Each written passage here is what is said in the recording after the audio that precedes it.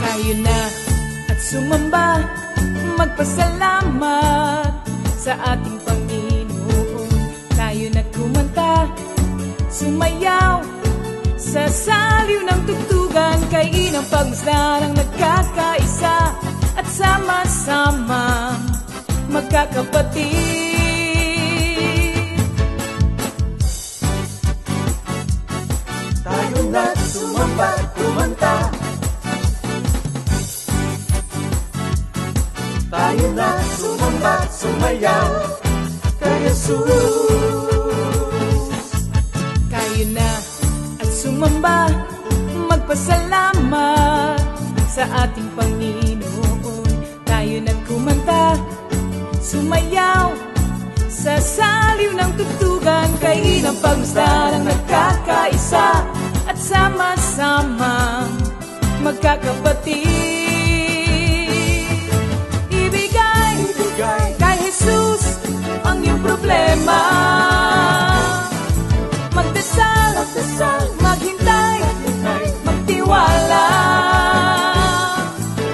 Sa oras ng pangangailangan, si Jesus ang katugunan. Si Jesus ang ating Panginoon, kailanman di kanya iiwan. Si Jesus ang ating Panginoon, kasama sa lahat ng oras. Papuri at pasasalamat tanging sa'yo, alay. Tanging sa'yo, alay.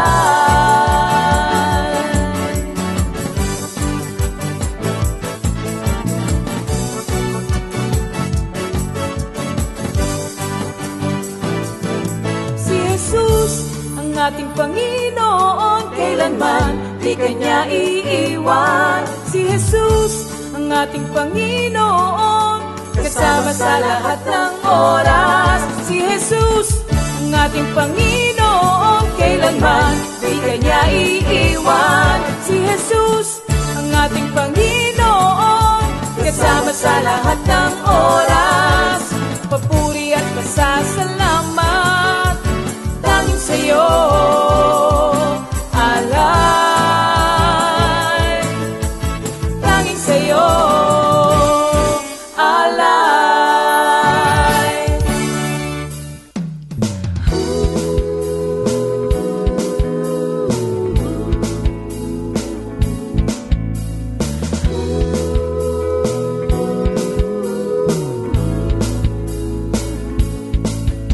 Pinagpalang buhay ang kaloob ng Diyos sa lahat ng tao.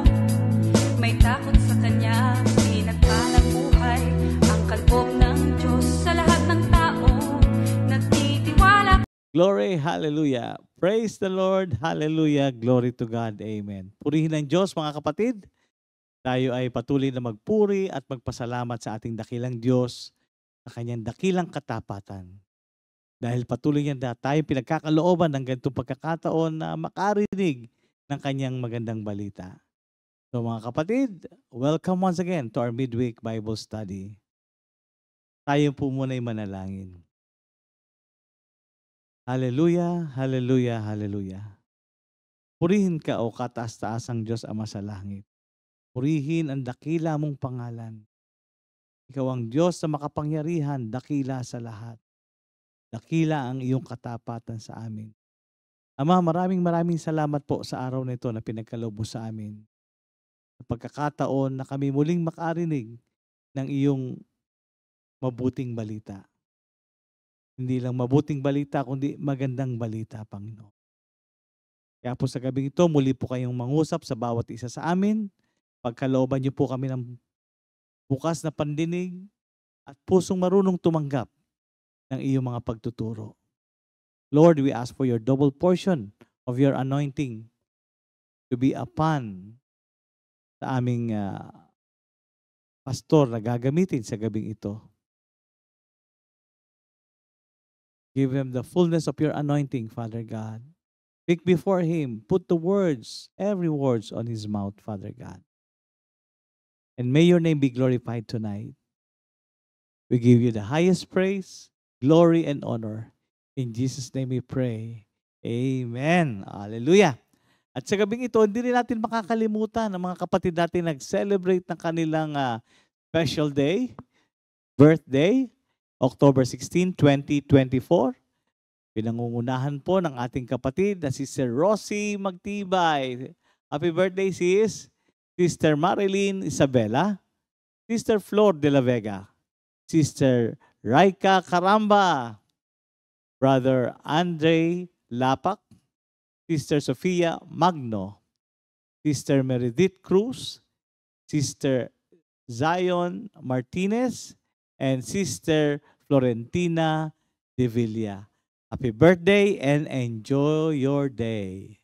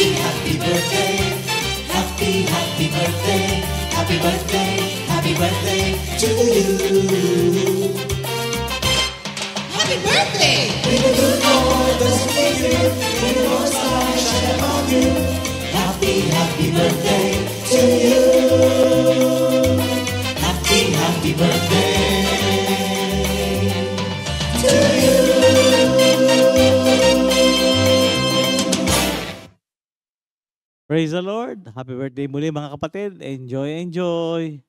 Yan. So let's prepare ourselves mga kapatid. Tawagin natin ang mga kasama natin sa ating bahay upang sama-sama tayong magpuri at magpasalamat sa ating dakilang Diyos. So let us welcome the praise and worship team. Purihin ang Panginoon. Yes, Lord. Hallelujah, Thank you, hallelujah. Jesus. Tayo ay naparito sa pangalan ng ating Panginoong Jesucristo. Kaya tayo ngayon ay sasamba at aawit sa Kanya. Yes, Lord. Purihin ang ating Panginoon. Ang pagpapala niya ay mapa sa ating lahat. Amen. Hallelujah. Yes, Lord. Thank you, Jesus.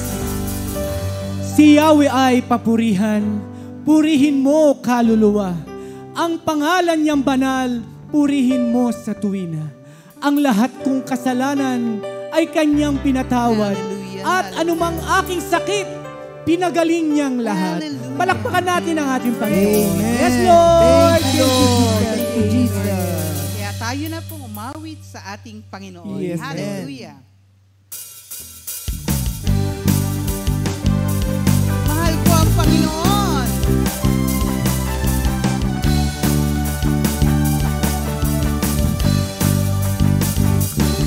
Mahal ko ang Panginoon, pagkat ako'y dinirinig. Dinirinig niya ako sa dalangin ko't ibig. Ako'y kanyang dinirinig sa tuwing ako'y tumatawag. Kung ako ay tumatawag, sinasagot niya agad. Saan pa, mahal? Mahal ko ang Panginoon, pagkat ako'y dinirinig. Dinirinig niya ako sa dalangin ko't ibig. Ako'y kanyang dinirinig sa tuwing ako'y tumatawag. Kung ako ay tumatawag, sinasagot niya agad. Manalig ka o puso ko, sa Diyos ka magtiwala. Pagkat siya ay mabuti, di marunong magbabaya. Manalig ka o puso ko, sa Diyos ka magtiwala. Dalangin ko't dalangin mo'y dinirinig niya. Mahal ko ang Panginoon. Mahal ko ang Panginoon.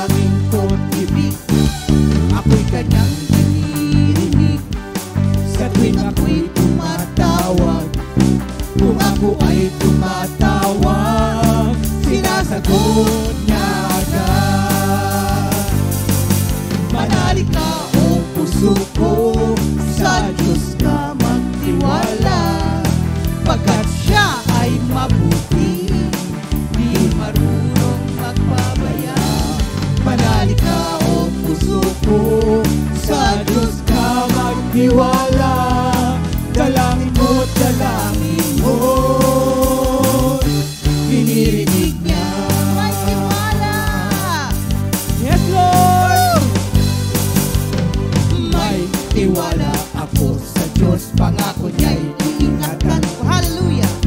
Pupurihin ko si Yahweh sa pangakong binitiwan. Sa Diyos lamang ako tanging umaasa. Ang kaligtasan nagbuhat sa Kanya. Minsan pa may tiwala. May tiwala ako sa Diyos, pangako niya'y iingatan ko. Pupurihin ko si Yahweh sa pangakong binitiwan. Sa Diyos lamang ako tanging umaasa. Ang kaligtasan nagbuhat sa Kanya.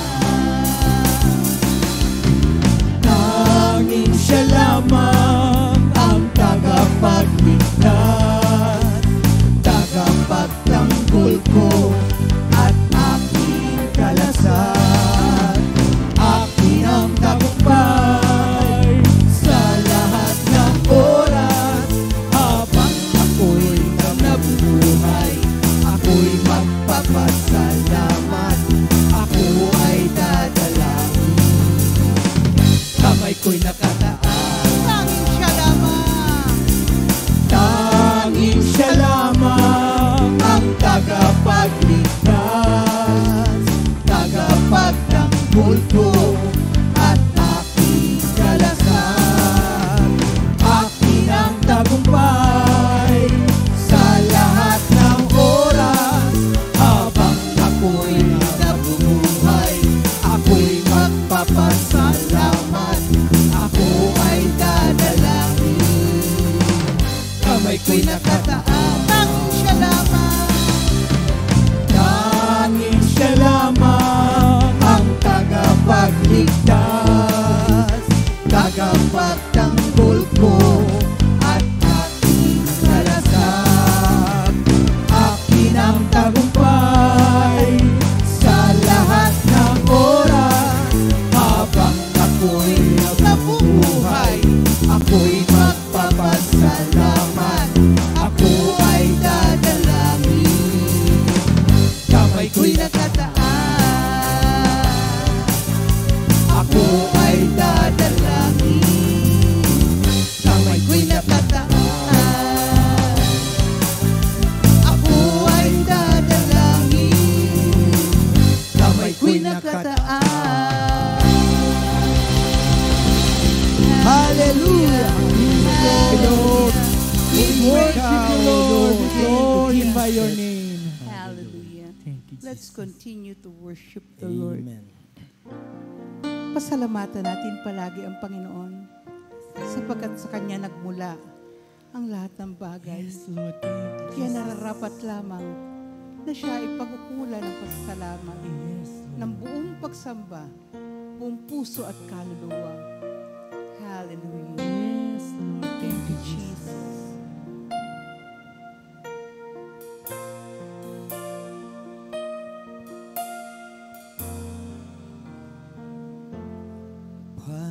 Pasasalamat ko sa iyo, Panginoong Jesus.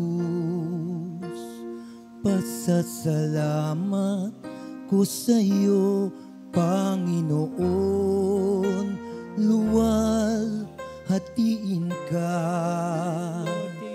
dakilain ang iyong pangalan.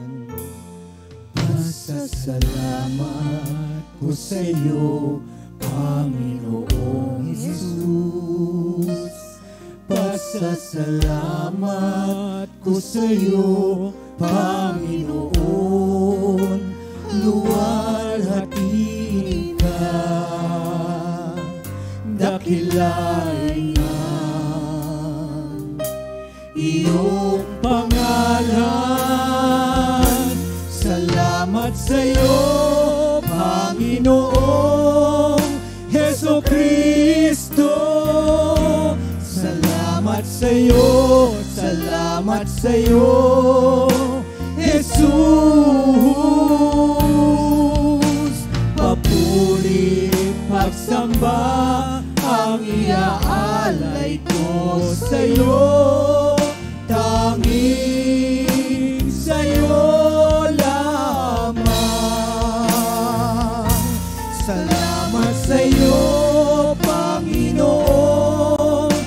Jesucristo. Salamat sa'yo, salamat sa'yo, Jesus. Papuri, magsamba, ang iaalay ko sa'yo. Tanging sa'yo lamang.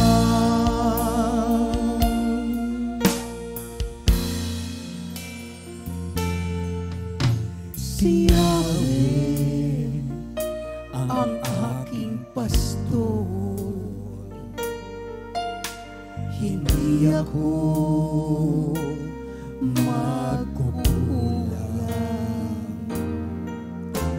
Ako'y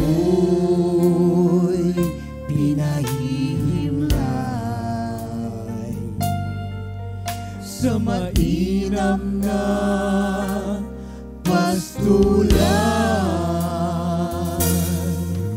at inaakay niya ako sa tahimik na batisan. Yahweh ang aking pastor, hindi ako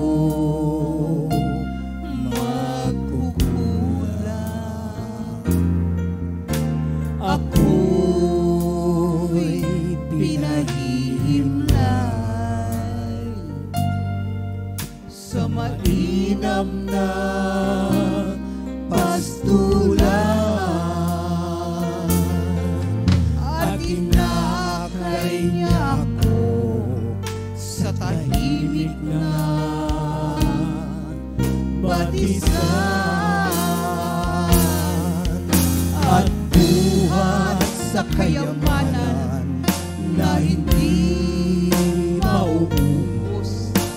Ibibigay niyang lahat ang iyong kailangan sa pamamagitan ni Kristo Jesus.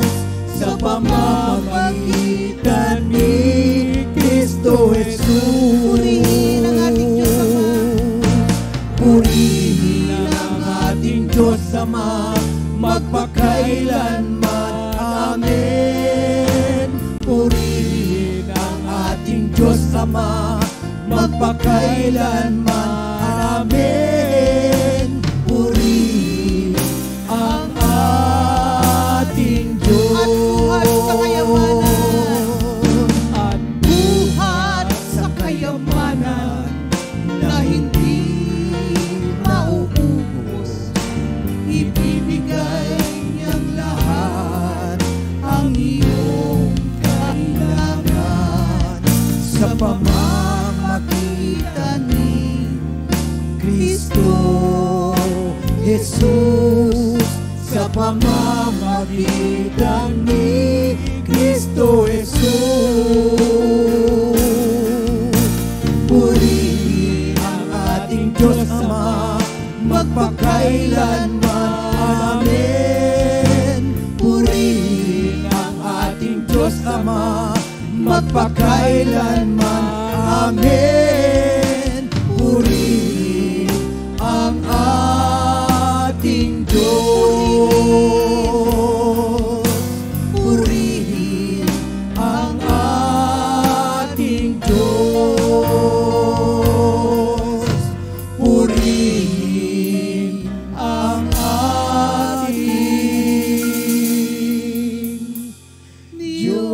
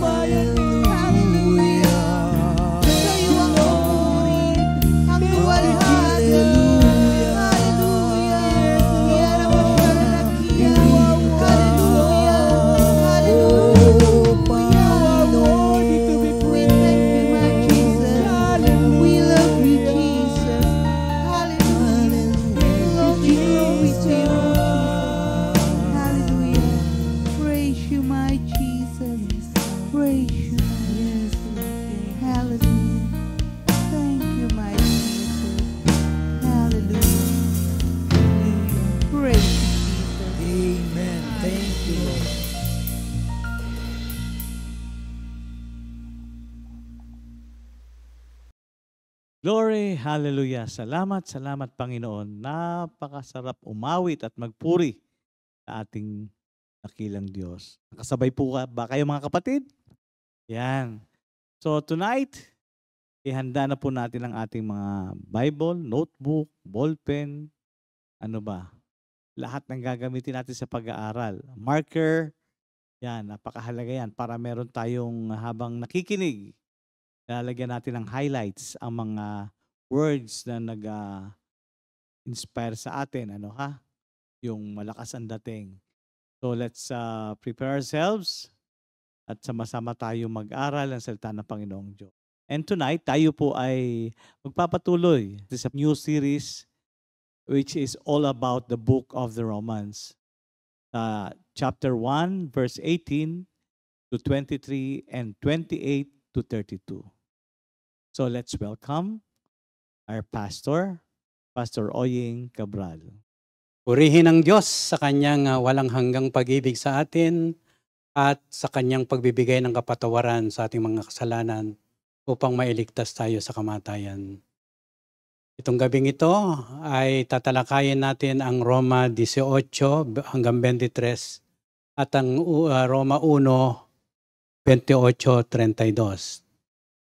Bago ko magsimula mga kapatid, nais kong manalangin. Diyos amang dakila, nagpapasalamat po kami sa mga oras na ito na muling binigyan po ng pagkakataon na maipalawanag ang mga mensahe mo dito sa Roma 1, 18 hanggang 32. Ang banal na Espiritu na muling tutulong sa akin na magbibigay ng kapahayagan ay isang pagpapala na binibigyan natin ng kahalagan sapagkat without Him, wala tayong magagawa. Kaya ngayon pa lamang, Lord, magpapasalamat na ako. Buksan mo po ang aking puso at bigyan mo ng kaliwanagan ang mga salitang mamumutawi sa aking bibig. All for your glory. In Jesus' name we pray. Amen. Pagpapatuloy ng ating Bible study, ang tatalakayin ko po ay Roma 1, 18 hanggang 32. Ang aking pong titulo ay Pagwawalang bahala sa malinaw na katotohanan ng Diyos. Roma 1, 18. Mga kasalanan ng sangkatauhan. Nahahayag mula sa langit ang puot ng Diyos sa lahat ng kalapastanganan at kasamaan ng mga taong dahil sa kanilang kasamaan ay hinahadlangan ng katotohanan. Sapagkat ang maaaring malaman tungkol sa Diyos ay maliwanag dahil iyon ay ipinapahayag sa kanila ng Diyos. Mula pa ng likhain ng Diyos, ang sanlibutan, ang kanyang likas na hindi nakikita, ang kanyang kapangyarihang walang hanggan, at ang kanyang pagka-Diyos ay maliwanag na inihahayag ng kanyang mga ginawa. Kaya't wala na silang maidadahilan pa. Kahit na kilala nila ang Diyos, siya hindi nila pinarangalan bilang Diyos, ni pinasalamatan man. Sa halip naghahaka-haka sila ng mga bagay na walang kabuluhan, kaya't nagdilim ang hangal nilang pag-iisip. Sila'y nagmamarunong ngunit lumitaw na sila'y mga hangal. Tinalikuran nila ang kaluwalhatian ng Diyos na walang kamatayan at ang sinamba nila ay mga larawan ng mga taong may kamatayan, na mga ibon, na mga hayop na lumalakad at na mga hayop na gumagapang. Dahil ayaw nilang kilalanin ng Diyos, hinayaan sila ng Diyos na sa masasamang pag-iisip at sa mga gawaing kasuklam. Naging alipin sila ng lahat ng uri ng kasamaan, kabuktutan, kasakiman, maruruming pag-iisip, pagkainggit, pagpaslang, pagtatalo-talo, andaraya at masasamang hangarin. Sila'y naging mahilig sa tsismis, mapanirang puri, nasusuklam sa Diyos, walang pagkundangan, mapagmataas, mayayabang, mapagkadhanang kasamaan at suwail sa magulang. Sila'y naging mga hangal, mga taksil, mga walang puso, at di marunong lumingap sa kapwa. At sa verse 32, nalalaman nila ang utos ng Diyos na karapat-dapat sa parusang kamatayan ang mga gumagawa nito. Gayunman, hindi lamang patuloy sila sa paggawa nito, kundi sumasang-ayon pa sila sa mga gumagawa rin ng mga ito.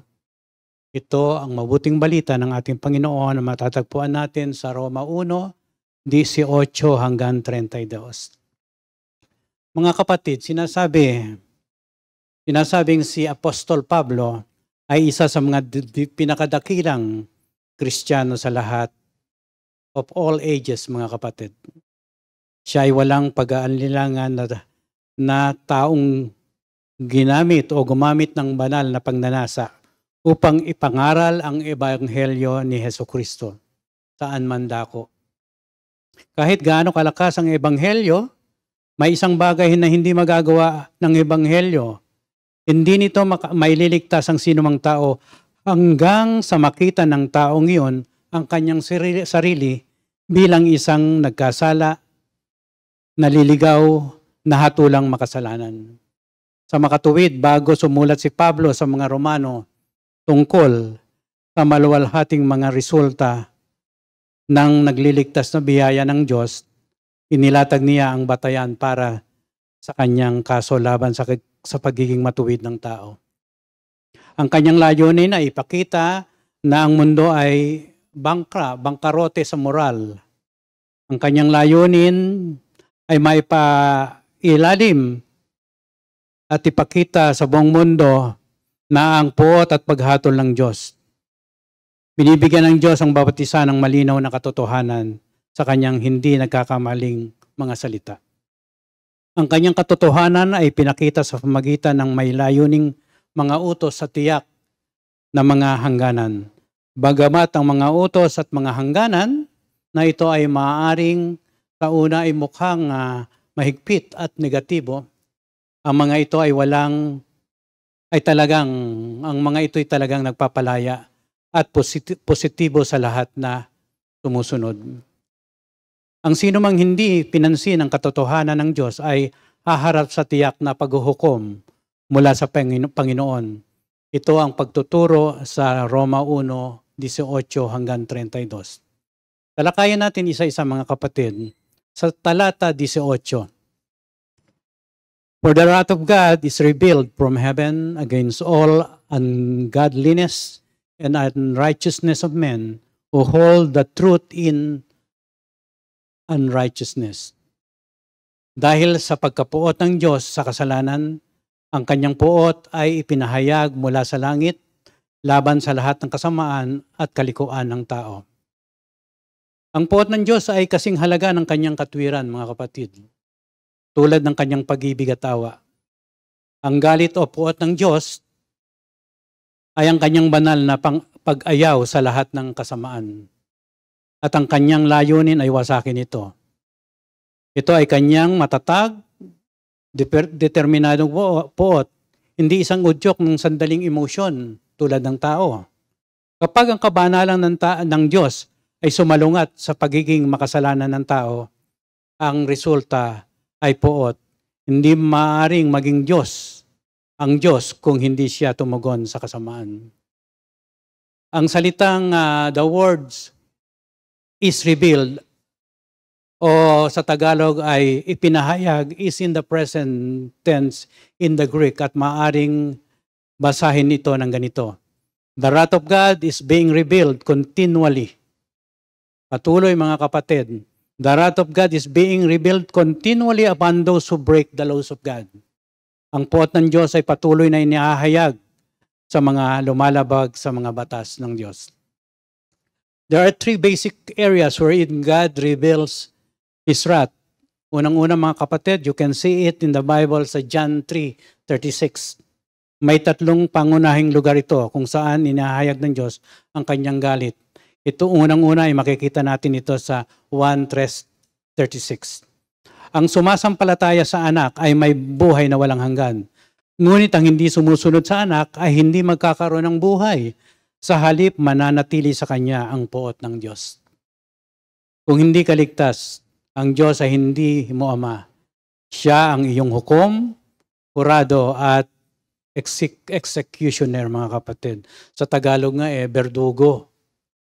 Second, mga kapatid, you can see the wrath of God in the cross. Matthew 27:46. Nang mag-aalas 3 na ng hapon, sumigaw si Jesus, Eloi, Eloi, lema sabatani. Nang ibig sabihin, Diyos ko, bakit mo ako pinabayaan? What happened at Calvary is far too deep upang maunawaan natin. But one thing we know is God's wrath was poured upon His Son. Ang nangyari, mga kapatid, sa Kalbaryo ay napakalalim, even for the most mature believer to understand. Ngunit ang isang bagay na alam natin ay ang galit ng Diyos ay ibinuhos sa kanyang anak. At sinabi nga ni Donald Barnhouse, the wrath of God is like water behind a dam. At periods in history, God scooped out a handful of the waters of His wrath and sprinkled it on parts of humanity. But at Calvary, God opened the flood of gates on His Son. Bumuhos talaga, mga kapatid. Tulad ng isang dam, pag inopen mo, buhos ang lakas ng tubig na lalabas. Pangatlo, mga kapatid, makikita na mo ang puot ng Diyos sa natural na mundo. Ang kasalanan ay nagdudulot ng sakit at paglabag sa malikhaing kaayusan ng Diyos na nagdudulot ng mga resulta. Ang puot ng Diyos ay nararanasan na ng marami ngayon bago pa man ang araw ng huling paghuhukom. Kung papansinin natin ang layunin ng Diyos, na ang puot na ito'y sa mga taong di makadiyos, sa mga taong di matuwid, na patuloy na nagkakasala sa kanilang mga kilos at pag-uugali. Ang ibig sabihin ng salitang hold dito sa binasa natin sa talata 18,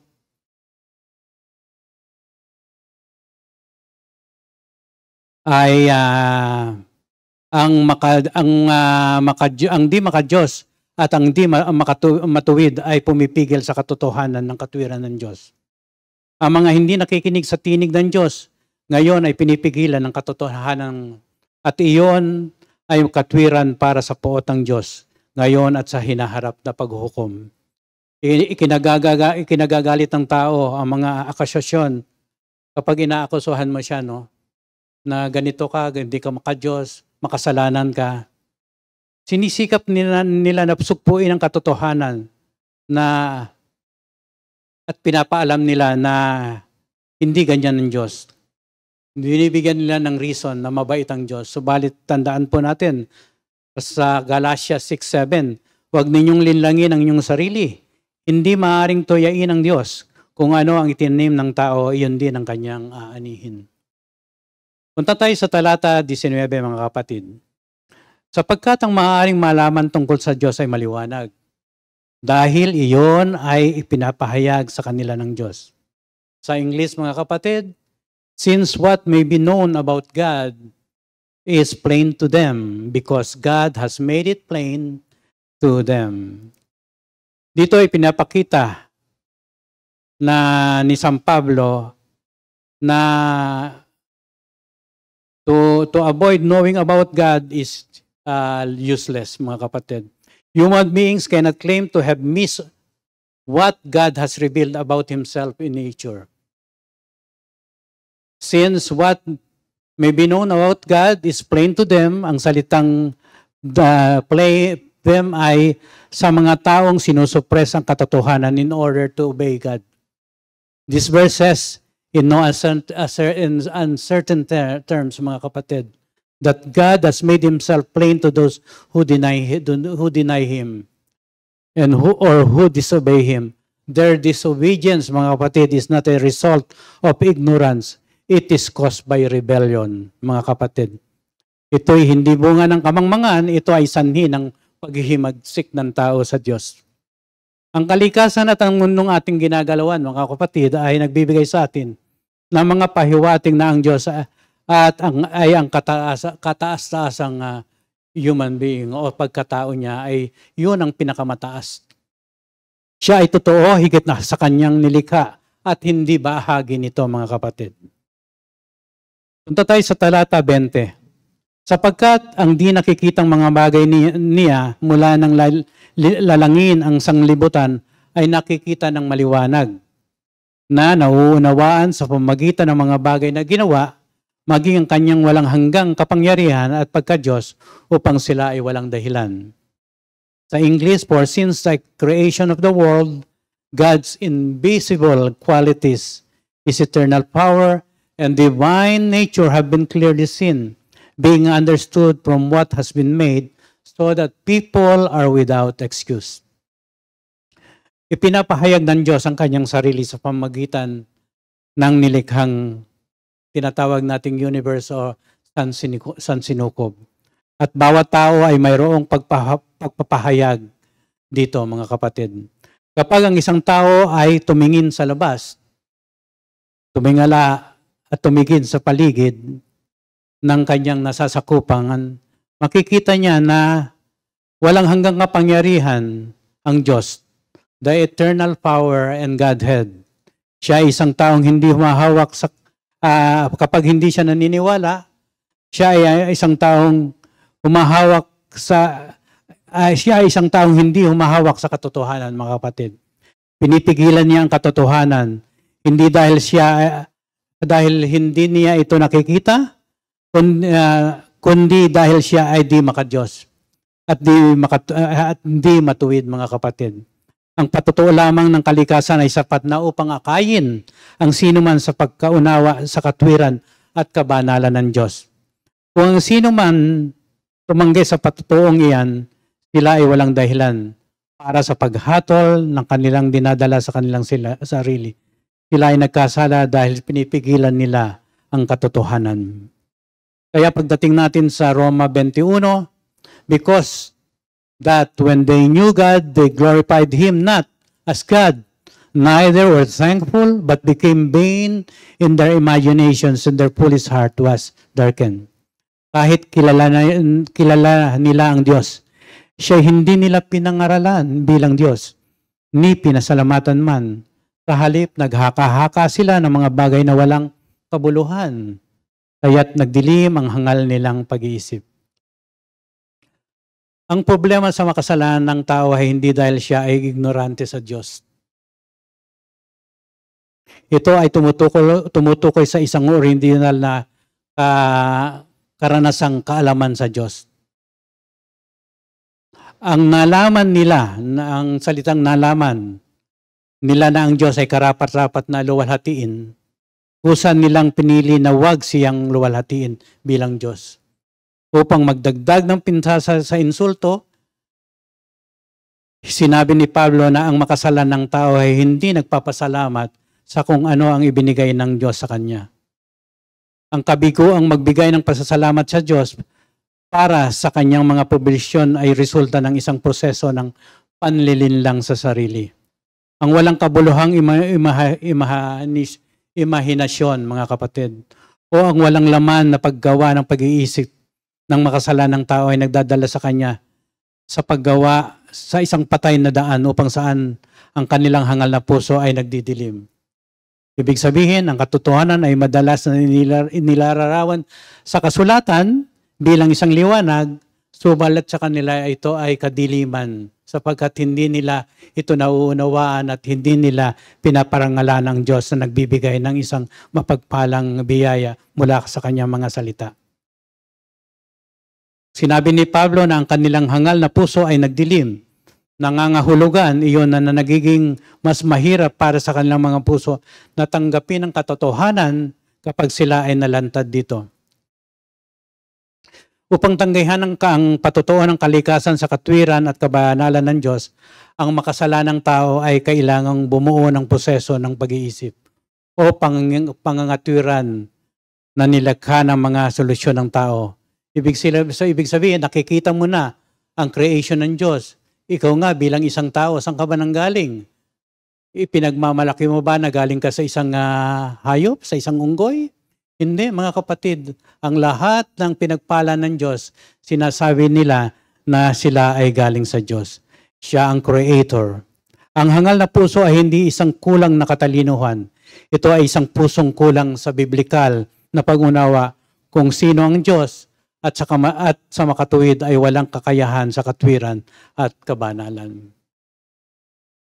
Dito sa talata 22-23, professing themselves to be wise, they became fools and changed the glory of the uncorruptible God into an image made like to corruptible man, and to birds, and to four-footed beasts, and creeping things. Ang keyword dito ay themselves because it was the assumption of sinful man that wisdom dwelt within themselves, which caused them to become fools. Ang salitang fools ay nanggaling sa salitang moron, mga kapatid.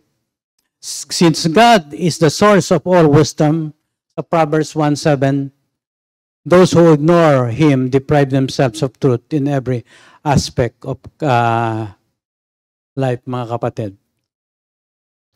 Ang pangunahing salita na ginamit dito, kanilang sarili. Kumbaga sa kanilang sarili, ang pagkaakala ng makasalanang tao na ang karunungan ay nananahan sa kanilang sarili na naging dahilan upang sila ay maging hangal. Ang salitang Grego para sa mga salitang hangal ay morahino. Ito ang salita kung saan nakuha natin ang salitang English na moron. Dahil ang Diyos ang pinagmumulan ng lahat ng karunungan, binanggit ko nga sa Kawikaan 1:7, yaong mga nagwawalang bahala sa Kanya ay nagkakait sa kanilang sarili ng katotohanan sa bawat aspeto ng buhay, mga kapatid. Ano pang makikita natin, mga kapatid, dito? Ginawa nilang mahina ang kanilang sarili sa mga tinatawag nating half-truths, mga kapatid, o kalahating katotohanan, at taas ang kasinungalingan. Nawalan sila ng kakayahang makilala sa pagitan ng katotohanan at pantasya. Nabubuhay na lang sila sa pantasya.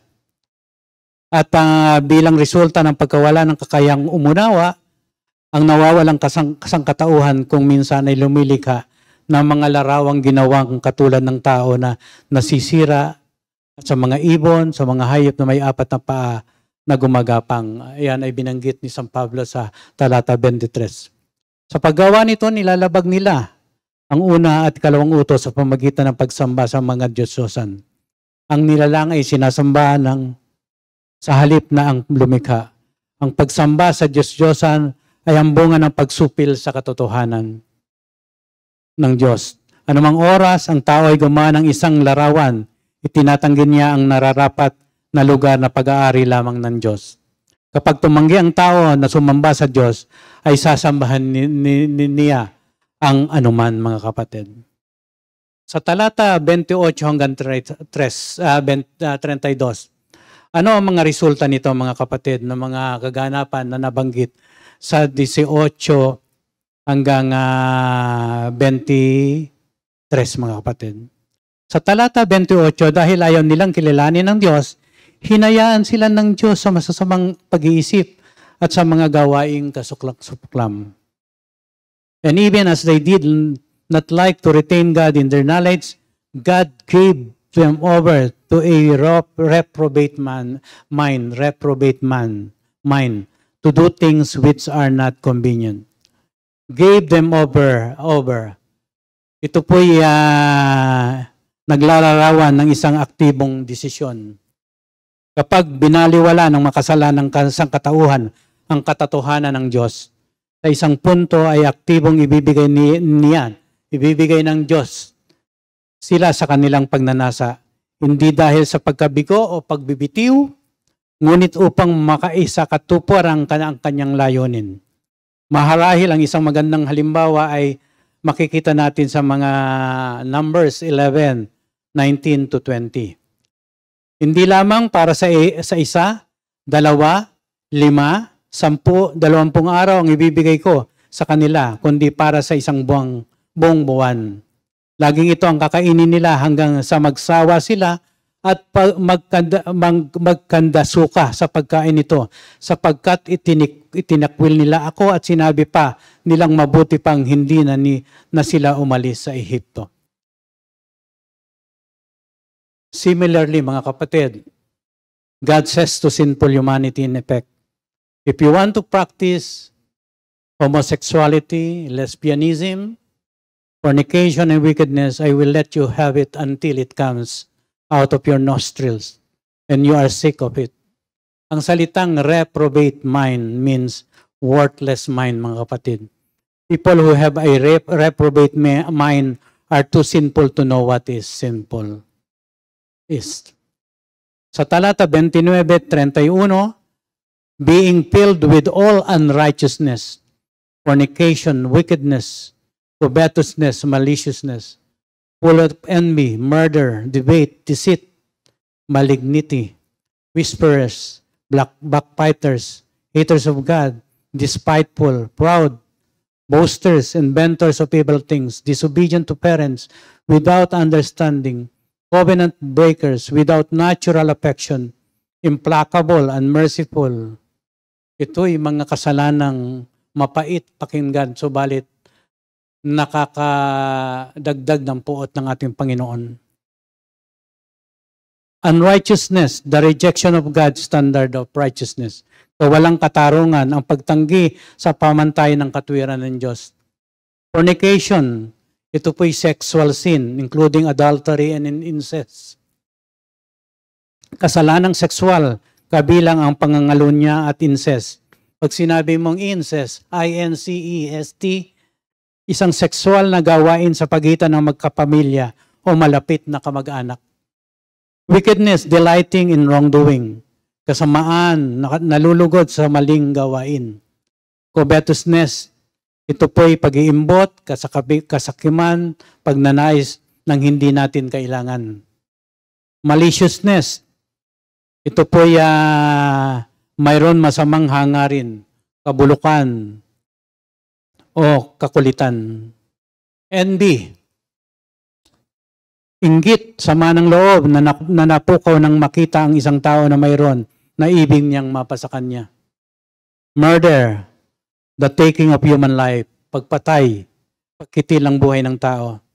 Of course, kasama dito yung debate, quarreling or contention, pagtatalo, pag-aaway-away, at paninindigan na tama ako, mali ka. Laging inilalagay ang sarili sa tama, subalit may kamalian naman. Deceit, panlilinlang, katusuan. Malignity. Ngayon ko lang nakita itong salitang ito. When you say malignity, masamang karakter o bad character. Whisperers, those who destroy someone's reputation in secret. Mga bulong-bulungan, mga taong sumisira sa reputasyon ng isang tao ng palihim.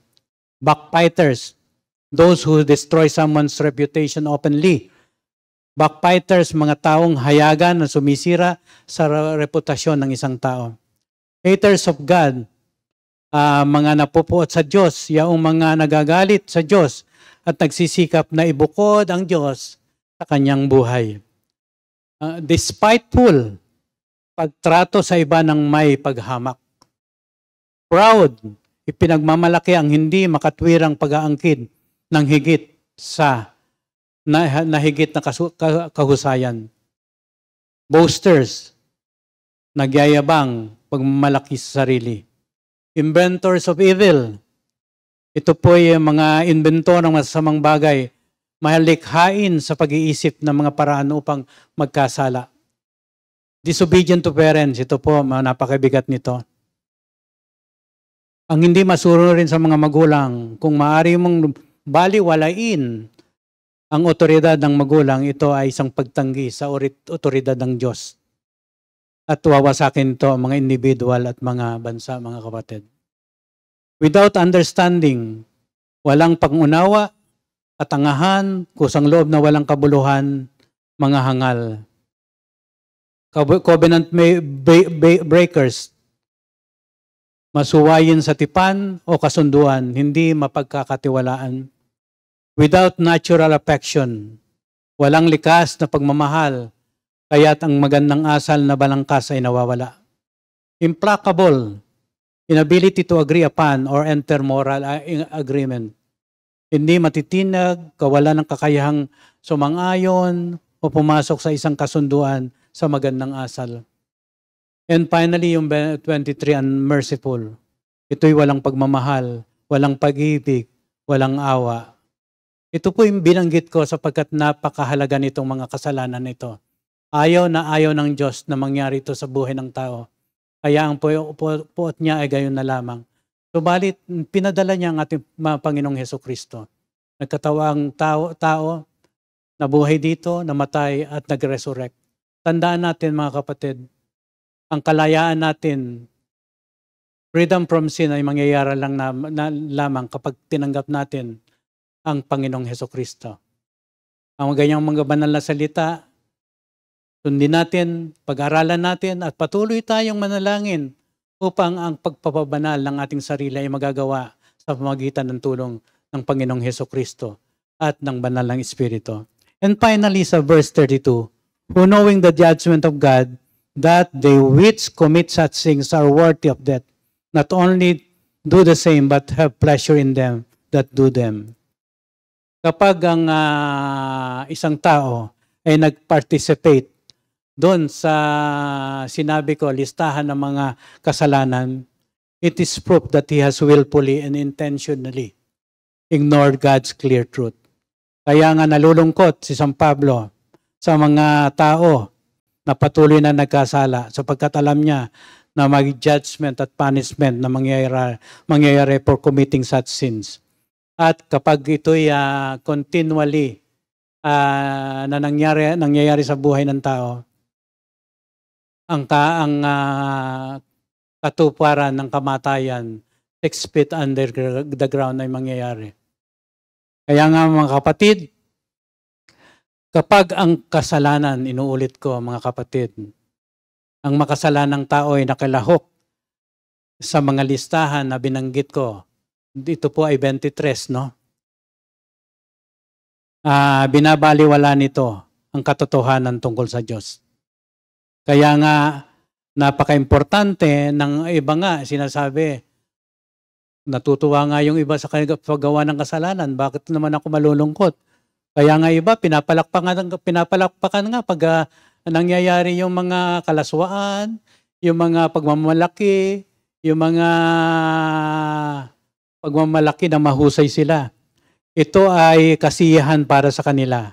Ang makasalanang tao hindi lamang gumagawa ng mga bagay nito, ngunit pinupuri nila ang iba na gumagawa nito. Ang mga homosexual, mga mangangalunya, mga tao kong sakim at mga chismosa ay sumisira sa tipan. Mga masuwaying anak at lahat ng iba pa sa kasalistahan ni Pablo ay maaaring mukhang maligayang maliliit na kasalanan, ngunit ang Diyos ang huling tatawa. Sinabi niya sa Awit 2:4. Kaya nga mga kapatid, those who continue to ignore God's truth are lost. Deserving of God's wrath, deserving of God's puot o galit mga kapatid, and is destined for eternal punishment in the lake of fire. It is the just compensation for ignoring God's truth. The only remedy, mga kapatid, is to repent and turn to the Lord for salvation. The truth you reject today is the truth you will be judged by tomorrow. The truth you accept today is the truth you will rejoice in for eternity, mga kapatid. Pagpalain kayo ng Diyos, mga kapatid, sa ating paggawa ng ating mga tungkulin at sa pagpapatuloy ng ating gawain spiritual. Tandaan natin yung mga pinag-aralan natin dito sa Roma 1:18 hanggang 33. Napakahalaga po nito para sa ating proseso ng sanctification. Tandaan po natin na ang pot ng Diyos ay nandiyan. Subalit natutuwa ang Diyos kapag tayo ay patuloy na nauunawaan natin ang katotohanan na ang Diyos ay banal. Diyos na nagbibigay ng kapatawaran, Diyos ng pag-ibig, at ang kanyang kaluwalhatian ay walang hanggan.